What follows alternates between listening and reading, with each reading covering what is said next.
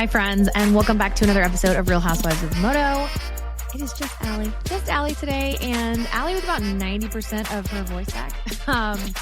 I am tired, but my Moto-loving heart is just so full. So this is episode 30, which feels very, very fitting because the number 30, Joe Show, showed up big time at Motocross of Nations, and I was there, and I want to tell you guys all about it. So it's just me today, and I wanted to give you guys some thoughts about Des Nations and being there as just someone to absorb it all and to soak it all in. So I'm going to do it a little bit different this time. Today, we will be doing Roses and Thorns, and that's not an ACOTAR reference, but if you're an ACOTAR girly and you follow me here, like, we need to be besties. So if you know what that means, shout out on Instagram. Let me know. Let me know if you know what that means. So anywho, roses being the best things that happened this weekend, the things that I love, the things that made me happy, all the good things. So I will go through those. Thorns being the like not so great things, just not, not lovely, not things I did not enjoy.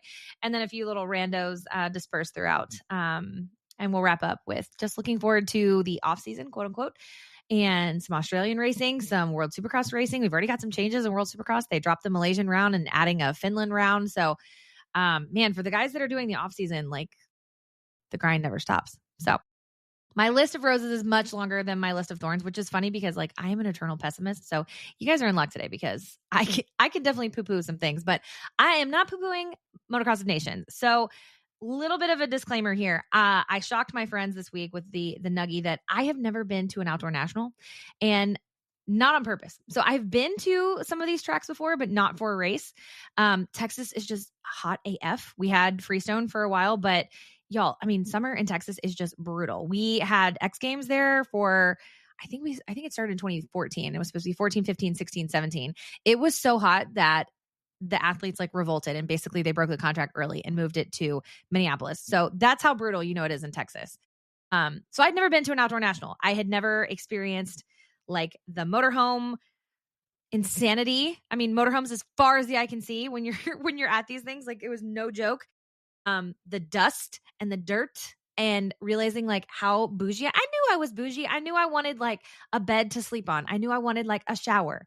Just the things that make you feel human. I knew I was going to be pooping in a porta potty all day and I wanted to come home to a regular bathroom. Like, shoot me. So anyhow, this was my first actual pro national. If you want to call it that, my first outdoor national. And it was incredible. I understand that like I'm setting the bar high. Like it's all downhill from here. Like your first race is Des Nations. Okay, Allie, cool. So all of that is seen through the lens of I've still never been to a pro national. And I know that Des Nations is very different from it, but I had never experienced true outdoor motocross. I've been to SMX rounds. Obviously those are a little bit of both.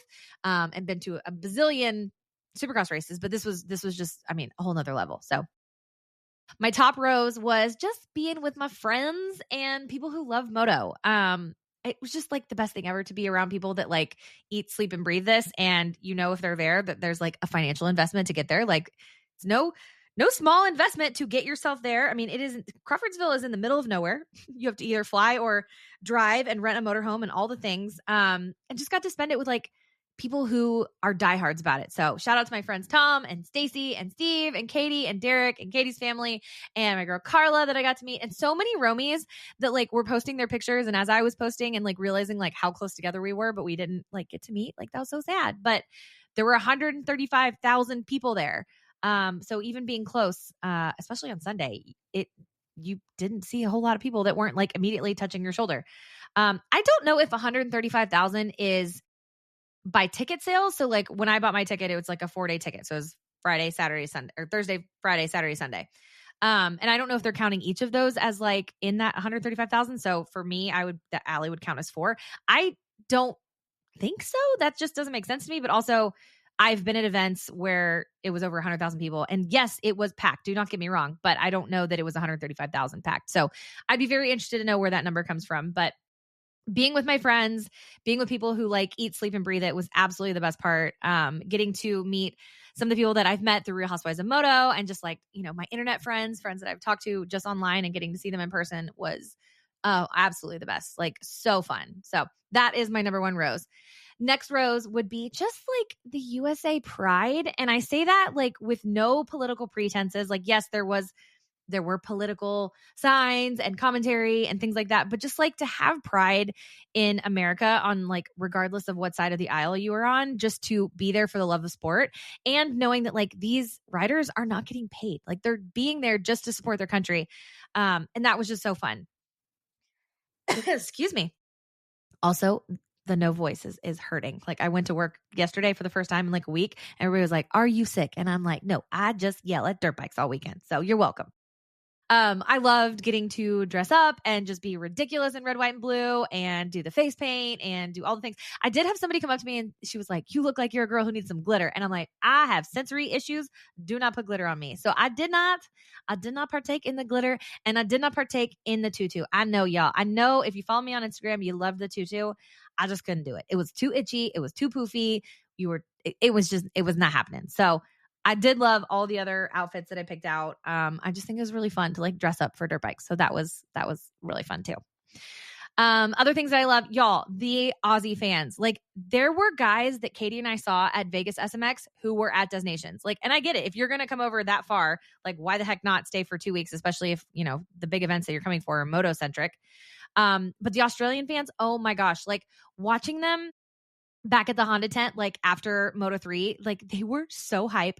They were hype at the parade. They were hype in the stands. I mean, they were next level. And I get it. Like last year was the first year that they've won Nations, and arguably they're going to go on a run for like the next decade. So that was really cool. But just watching them and then watching Jet and Hunter and Kyle afterwards, like interact with them, is another one of my roses. Just the Honda camp in general right now, like that is such a well-oiled machine, and everybody there just seems like so genuinely happy to be there and like loves their role. And I mean, it's just a different energy. So I mean, I've been at the races, I've been in the pits for like a long, long time. And I've never seen a team like this. Like I absolutely think that this team is about to go on a run. I mean, just a dynasty. And I'm just like, I'm proud for all of them. Like, I just think what they're doing is incredible. I mean, even so much so that I've heard that other teams have like requested intel from Honda asking like, what makes you so great? Also, why would they disclose that to you? But I mean, I get it. If you want to beat them and you can't figure out how they're doing this, like, sure, go ahead. See if you can make the AMA force them to tell you what their secret sauce is. But shout out to the Honda camp because they're just next level. And even Joe this weekend, we're gonna get there. And his mechanics, like I just think it's incredible. It's amazing. So we'll skip a couple. We'll go down to Joe. Can we talk about Joe on a 450? The kid was unreal. Sorry if I just blew your ears out. But I mean, other than like the last couple laps of his second moto, like he looked insane. And he even came off the track. Like I was at the Honda camp when he came back after the last moto, and like he was worn out. I mean, he, you know, has had days on the 450. But I think this kid is going to be incredible on the 450. And I know that he doesn't have a clear path to a 450 ride at Honda. I mean, I don't know how you afford a third rider, especially if Jet and Hunter are your 1 and 2. But very, very impressed with Joe. I was listening to one of the review pods and it was saying, do you ever see a picture of Joe where his form doesn't just look immaculate? Like he just looks perfect all the time. And honestly, that's what I thought every time he came around, other than really like those last couple laps in the last moto. He looked phenomenal. He looked just perfect. Other riders I was super impressed with. Kyle Webster. I mean, the dude got like last place off the start. And then carved back through the pack. And every time he came around, like we were counting 1, 2, 3, we count how many positions they were in between it. And he was always creeping up. And so to be really, I mean, what everybody knows as the weakest link in that team, and to be able to ride through the pack like he did on an underpowered bike on a 250, like insane to me. Also, love the fact that HRC let him just jump on Hymas's bike. I think that's so cool. And then furthermore, that he jumped on it and didn't change anything. So your guy gets out there, rides a bike, has no complaints. And then if you didn't know this, his fiance is like giving birth any day now in Australia. Like obviously she didn't fly because she's about to have a baby. So could have missed the birth of what I think is his first kid. So Kyle Webster, you are a boss. Other roses. Let's talk about the parade. The parade made me a little bit nervous when we drove through downtown Crawfordsville. I'm I'm going to be honest. I was like, where are we going to do this? Like, we are a zoo. We are a circus. That was my mantra this weekend. We are a circus. It is adorable little downtown. But when I say little, I mean little. So we got there early. We staked out our spot. They definitely did not have enough like security. So like people were all up in the streets. There were multiple times where I was like, somebody's going to get their foot run over turning one of those corners. Like it just was, I was scared. I'm a mom and I'm worried about safety. But anywho, the energy, it was insane. I loved, there was a certain stretch along like the middle part of the parade. They made 2 major turns. And so in the middle, those fans in there just like, oh my gosh, they were so hyped. Like they got Eli cheese in and they would get like the whole truck like bouncing. That was so fun. I just thought it was a blast, honestly. I am not like a be in the middle of that kind of person. So I was off the beaten path a little bit and standing up in my chair so I could like see everything. And it was so fun. I loved watching Eli like take somebody's phone and take a selfie. Like my girl Katie, Katie was dying watching that, like just dying from jealousy. So that was really fun. I will say that there were snipers on top of one of the buildings. And then I got way up in my head about the snipers because I was like, oh, if you wanted to like really take a shot at like the heart of America and have some international fatalities too, like this would be a good place to do it. So I couldn't stop like checking up there at the snipers. And the only time they came down into position was when Team Israel came by. And I was like, oh my gosh. So that was the only time I was really like scared. Just because it was, like I said, it was very chaotic. It was probably understaffed from a security perspective, but also like nothing happened. So that's just me being dramatic and being a mom. So that's totally fine. Other things that I enjoyed about the weekend, y'all, these were the cleanest porta potties I've ever seen. So like multiple times there was, groups of porta potties. I would see this cleaning crew and I wish I had like taken a picture of the name of the company so I could shout them out, but they would be cleaning them. They would be spraying them. They'd be emptying them. I hate a porta potty. Like hate it. But I understand it is part of outdoor nationals. It is part of dirt bikes outside. And shout out to the porta potty company because they were the cleanest porta potties I've ever seen, and they're busting their ass. That was for free, guys. But probably the highlight of my weekend was all of these wives and kiddos that I got to see and got to meet. I was just beside myself because you guys know this is what Real Housewives of Moto is all about. It's about the women of Moto. It is about the wives, the mothers, the girlfriends, the female fans, all of it. Like I'm here for the girlies. So finally got to meet the queen herself, Joe Cairoli. Oh my gosh, what a freaking gem she is. Antonio, like if just go look at his pictures of like his battle scars. Like his wrist is broken. He's got crazy roost. Just insane. So getting to meet Jill and Chase, their son was there. Little Cody was not. He was back home. But they were all hanging out with Marvin and Mathilde Muskin and their daughter Margot. And my daughter's name is Margot. So like I had to say hi to little Margot. And I was saying it to Mathilde. My daughter's name is Margot and she loves your Margot. Like we always show pictures. We're like, look, we have a friend named Margot. Friend, loose terms. And Mathilde was like translating it for Margot. So I was like, I don't know that Margot Miskin speaks English, which I kind of love. Like if your first language is French and that's all that's spoken at home, like why would there be any need for English? So that was awesome. I loved getting to meet the Cairolis. I loved getting to chat with Mathilde and little Margot a little bit. Went by the Tomac area where they were selling merch, which was so fun, and raffle tickets and all that, and got a picture with Jessica, which was so fun. And I did take a picture, not with Kathy, but later on, Kathy had these pants on that had like this gold fringe on it. And it was, oh my gosh, it was incredible. So fun. But what I love most is that like little Lev and Noah and Luca were like all up in the dirt and such a hot mess. And I'm like, girl, we are all there. We are all there. Every mom knows that. Like just trying to corral your kids and keep them in line. And they were just all adorable. So love getting to see the Tomacs. And then my girl, Courtney Roxon. Like Courtney, this girl, she just made my whole day. Kenny had a brutal Des Nations. I don't know that I'm going to post the audio of me recording the beginning of the moto where Kenny goes down, because if you follow me on Instagram, I posted that it sounds like I'm being murdered. Like I was screaming, like not in a good way, like when he went down, because I was like, I swear, if this silly race that they get no money for keeps us from a healthy Kenny next year, I'm going to rage out. So I was not happy, but he was okay. Courtney was like, come by, please come by. I ran into her at the start and she had all the boys loaded up. It was so cute. And they were all in their little Team Germany get up and she had cute little ribbons in her hair. And then I met him back at the Germany rig afterwards and like slipped me the Kenny the Kenny jersey. And I did not even notice until afterwards when I was showing my friends that she had Ken sign it to me. And like, I held back my tears in the moment, but like such a special thing for like literally like an internet stranger. Like Courtney and I talked to her one time, maybe two times. Maybe not. Was there another? No, definitely at A1 a couple years ago. But just like talked like over Instagram. And I was telling some of my non-moto friends about this. And I was just like, guys, like these people have so many people coming at them every day. And all they do is like view their husbands as like a commodity to consume. They're someone that puts on a show for us.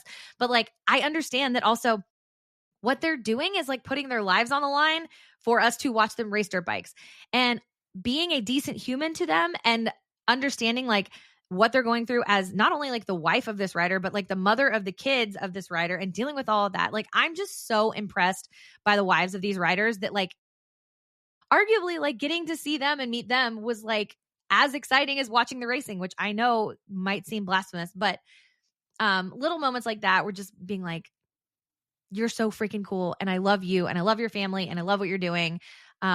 Just makes me like giddy. So getting to say hey to Courtney, getting the jersey, like just icing on the top. Like that was the best.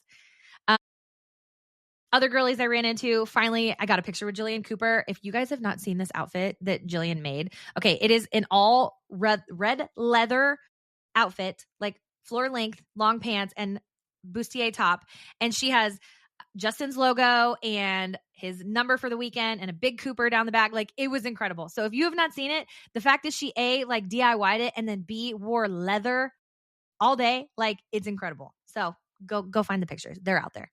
And then lastly, ran into my girl, Haley Shanley, which I could hear on the speakers all weekend, but could not get to her because she was in like the pit lane area and just ran into her on the way out in the pits. And it was so fun. And I was telling some of my friends, who I had met at Des Nations that I was like, listen to Haley. Like she does not miss. She does not fumble. She does not stumble. She is clear as can be. She is so hype. Like I'm forever a fan of Haley's. So loved running into Haley too.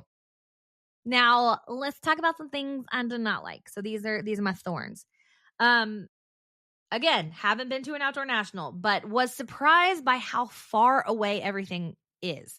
So not only like how far away we were from the track, like I watched the race in several different places. Most of the time on race day, we were by the sky jump, whatever, escalator, elevator. I don't know. That thing where they like go straight up the wall and then everybody whips it and it's beautiful. Really far away from that, but I understand. But it just seems like there was a necessary amount of room between the track and the fans. I get it. There were smoke bombs that got thrown like almost onto the track, like right before the mains. I was like, we are a circus. There were beach balls that got thrown onto the track. I get it. But then on top of that, I just felt like you were constantly like backtracking to try to get through either like a tunnel or back up a hill. So just like navigating and getting around, then getting into the paddock, which again is a whole other ticket you had to buy. You had to buy a whole another $80 ticket to get in there, which is insane to me when it costs a monster can for Supercross. So everything was just really far away. And that was a little bit frustrating. I think I averaged like 14 to 15,000 steps per day. And it was, lots of elevation change and rocks. And at one point, your girl busted her ass in her chair. I wasn't even walking. I sat down in my chair and I was on the hill and I just bought a $12 sweet tea. And let me tell you, I did not spill a drop of that sweet tea, but my ass went rolling down the hill and our gracious friends who were sitting next to us picked me up out of my chair, but I did not spill it. I did not spill my sweet tea because I'm cheap. And if I had spilled $12 worth of sweet tea, I would have been mad.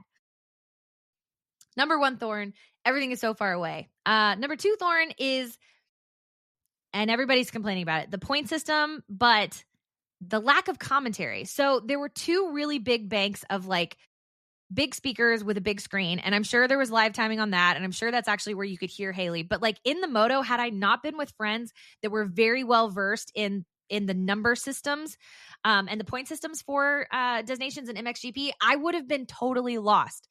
So as an American fan, I get it. We're used to our outdoor nationals, our point systems. But in the moment, not only having to figure out, okay, how far apart do we need to be from this team, and which one are we going to drop, and who's on which bike? And it just seems like there was a lot of nuance to it that was shifting in the moment, which I love. I love that you're like, oh my gosh, if so-and-so passes so-and-so and it'll affect this, and like the dominoes. I love that. But in the moment, as someone that considers herself fairly diehard, you couldn't keep up. So I don't know if that's a matter of like, we need to educate ourselves better going into it. I say we, the Americans, or if there's, better ways to communicate it at the track. I definitely think we need more screens. I definitely think we need more speakers, but in the moment, not knowing how the points were going to shake out, if I was not with a friend who was super well-versed in the math, it was just kind of a wash. Like you were like, okay, great. Like RJ's picked up one more spot. So that's a good thing. But that was just kind of one of those things. It's like, I don't like that. Other things I don't like, ping pong balls. We've talked about this. It's the same thing with Loretta's. Like you bust your ass all year to get to this race, Loretta's, or you pay all this money to get to Des Nations, and then your gate pick is based on ping pong balls. Like that just seems ridiculous. Like I absolutely agree with the idea that if you make it to Des Nations and you make it the next year, then you should be rewarded with a gate pick based on how you finished the previous year. Now, is that going to be Australia for the next decade, getting best gate pick? Yeah. But there were gate picks. I mean, honestly, our gate picks, because we were 35th, that put you at such a disadvantage in that start straight that it's just, I mean, it's wildly unfair. Not to mention there were other teams, like especially during qualifying, that they were getting lapped like 3 and 4 times. So it's like those people had better gate picks, and in a lap they're already lapped. So what are we doing with that? So the ping pong balls, they got to go. Was not a fan. So last thorn I will say was no flyover from Greg, Eli's big brother. That was such a bummer. I thought it would be just the coolest thing ever to have that happen, and to have both of those boys not on the track, one on the track, one over the track. And you knew there would be cameras on Kathy, and I just thought that would be incredible. So that was a big bummer.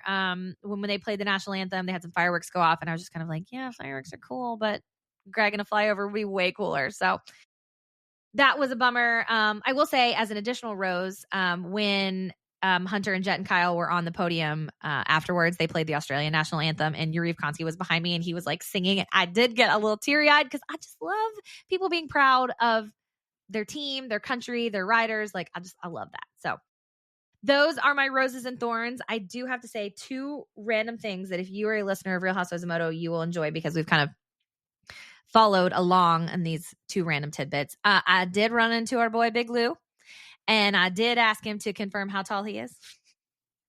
And he confirmed he is 6'4", and he is very tall. So Lewis, thank you for confirming. The Romies were dying. He is 6'4".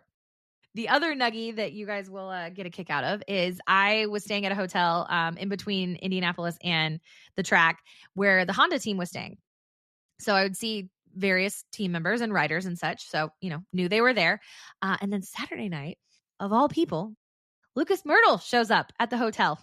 And if you know anything about what's going on with Lucas Myrtle and the Lawrence camp, I was really hoping I would see something go down in the lobby. They did not pass in the lobby. They knew that each other were there, obviously. Lucas is the Conan brothers manager, so he was there for them, but just thought it was interesting that they both ended up at the same hotel. But sadly, I did not get any good tea. Nothing went down. Everybody was super professional, but just thought that was hilarious. So anywho, I am still recovering from Des Nations. I'm heading out on a little vacation with my kiddos and my husband this weekend. If you've been following along, you'll know that my house has been on the market for 13 months. And in an hour and 12 minutes, as of recording, it's 3:48 p.m., our house will be out of the option period and officially under contract, and we are heading towards closing. And your girl is so excited because living with 2 incomes or 2 mortgages is not fun. So we are very much looking forward to going to more races next year, because we will have a little bit more expendable income. If you are the praying type, please pray that we just make it to the finish line with closing, because the housing market in Texas is a dumpster fire right now. And I have been distracted with moto between Vegas and Motocross of Nations, thinking I was going to go to Australia for a hot minute. And now I have to be a big girl and focus on getting my house closed and sold and done. So that is very exciting. I definitely will be tuning in for World Supercross and the Aussie Supercross races. Have a number of friends and riders that are going down there for that. So that will be really, really fun. I cannot imagine continuing to race after you've raced 31, sometimes 32 races. But that's what they do. That's what these guys do. They're so gnarly. We may pop in for a couple off-season podcasts, but otherwise we will see you in 2026 for Anaheim 1